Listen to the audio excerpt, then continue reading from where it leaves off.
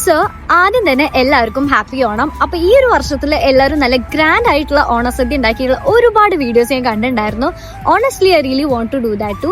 പക്ഷേ ഒറ്റയ്ക്ക് ഒരു ഫുൾ സദ്യ ഉണ്ടാക്കുക എന്ന് പറഞ്ഞു കഴിഞ്ഞാൽ അത് അത്ര എളുപ്പമുള്ള ഒരു കാര്യമല്ല.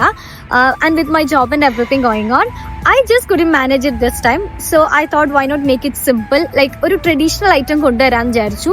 അതിൻ്റെ കൂടെ ഒരു മോഡേൺ ട്വിസ്റ്റും കൂടി ഉണ്ട് കേട്ടോ.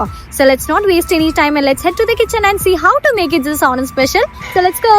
സോ ആദ്യം തന്നെ ഒരു പ്രഷർ കുക്കർ എടുത്ത് അതിൽ കുറച്ച് മിൽക്ക് ആഡ് ചെയ്ത് കൊടുക്കുക. ഞാനിവിടെ ഇൻസ്റ്റൻറ്റ് പാലട മിക്സ് ആണ് യൂസ് ചെയ്യുന്നത്. അതൊന്ന് ഇട്ട് നന്നായിട്ടൊന്ന് മിക്സ് ചെയ്ത് കൊടുക്കുക and cook it well until it's nice and creamy. Cook ആയതിന് ശേഷം ഞാൻ കുറച്ച് ഗീയും കൂടി ആഡ് ചെയ്ത് കൊടുക്കുന്നുണ്ട്. നെക്സ്റ്റ് ഡബിൾ ക്രീം ഒന്ന് എടുത്ത് നന്നായിട്ട് വിപ്പ് ചെയ്ത് കൊടുക്കുന്നുണ്ട്. അതിലേക്ക് കുറച്ച് ഷുഗറും കൂടി ആഡ് ചെയ്ത് കൊടുക്കുന്നുണ്ട് ഞാൻ. അതൊന്ന് മാറ്റി വെച്ചതിന് ശേഷം ഇനി നമുക്ക് റാപ്പ് ഉണ്ടാക്കാം. അതിലേക്ക് ഈ ഒരു ഡ്രൈ ഇൻഗ്രീഡിയൻസ് എല്ലാം ചേർത്ത് കൊടുത്ത് നന്നായിട്ടൊന്ന് മിക്സ് ചെയ്ത് കൊടുക്കാം. എന്നിട്ട് ഈ ഒരു വെറ്റ് ഇൻഗ്രീഡിയൻസ് എല്ലാം ചേർത്ത് കൊടുത്ത് നമുക്ക് ലെംസ് ഇല്ലാണ്ടൊന്ന് മാറ്റിയെടുക്കാം. നെക്സ്റ്റ് പാൻ ഒന്ന് ചൂടായി വരുമ്പോൾ നമുക്ക് ഈ ഒരു ബാറ്റർ ഒഴിച്ചു കൊടുത്ത് നല്ലൊരു ദോശ ഉണ്ടാക്കിയെടുക്കാം. ഇനിയാണ് നമ്മളുടെ അസംബ്ലി പാർട്ട് വരുന്നത്. അപ്പോൾ ഈ ഒരു ചോക്ലേറ്റ് ദോശേൻ്റെ മിഡിൽ പോർഷനിലാണ് നമ്മൾ ഈ ഒരു വിപ്ഡ് ക്രീം പ്ലേസ് ചെയ്യുന്നത്. അതിൻ്റെ ടോപ്പിലായിട്ട് ഒരു സ്മോൾ പീസ് ഓഫ് കേക്കും പിന്നെ ഒരു സ്പൂൺഫുൾ ഓഫ് അടപ്പായസം കൂടി ചേർത്ത് കൊടുക്കുന്നുണ്ട്.